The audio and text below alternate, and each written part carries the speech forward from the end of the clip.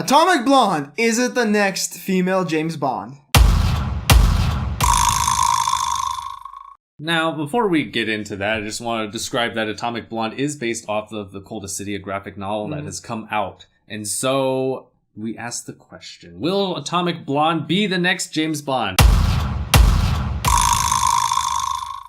It's got some polishing to do. It's got a lot of good elements, but it needs a little bit of work if it wants to become a franchise. There is a lot in this movie that I really, really liked. There's also a lot that I really, really didn't like. Yep, I could say the same, except I dislike more things here than I liked. So this takes place in 1989, right at the fall of the Soviet Union and the fall of the Cold War. Lorraine, played by Charlize Theron, is a secret agent working for the MI6. She's been brought in to infiltrate and go across from West Berlin to East Berlin to find a list of agents circulating in East Berlin. And it's a very time-sensitive operation because they're trying to get it before the KGB can. First, let's talk about some of the really good things that have worked in this movie. First off, the action. The action is splendid. Beautiful shots, a lot of good, solid action, lots of guns and shooting and pointing and punching and all done really well framed, and it's a big trip. They are not afraid to beat up Charlize Theron, which really heightens those action scenes, and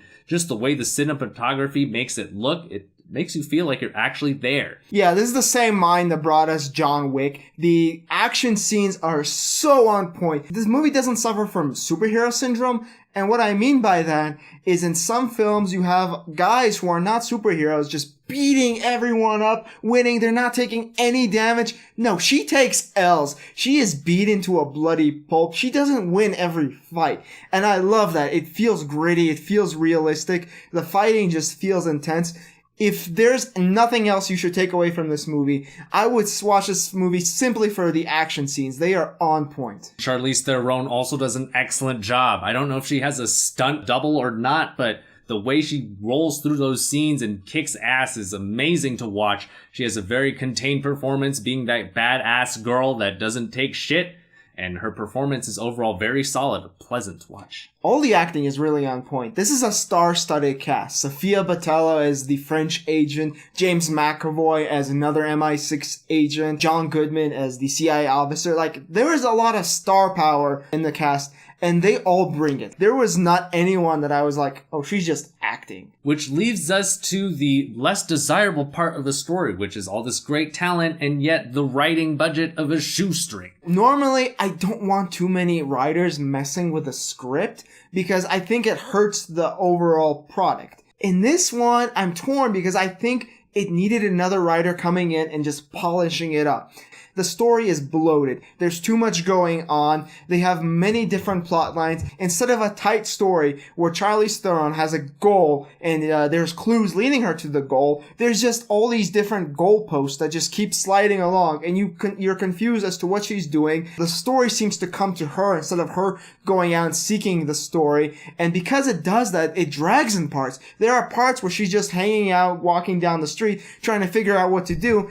And what she needs to do just comes and hits her in the face. It reminds me a lot of Amateur Sci-Fi Hour, where aspiring budding writers tend to add in lots of fun little logic and expositional bits without sticking to the meat of the story or the heart of the character. So it ended up feeling like a bore fest for me for the first 2/3 because I wasn't sure what was going on because they were too busy nailing me about expositional elements that I just did not have any investment in. Overall, we think Atomic Blonde is pretty good at what it does, but it's just hampered by a weak script.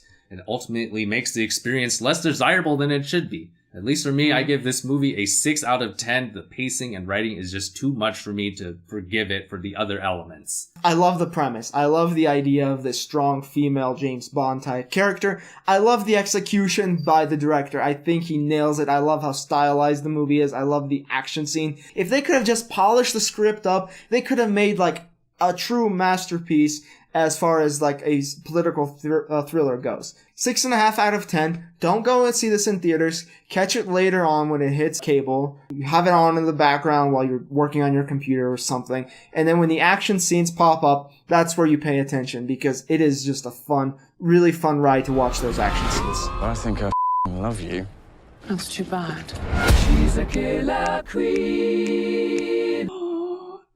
No! Cute. I can't work like this. Peter let her in. One meow, you are weak. Why did you let her in? Look at what she's doing.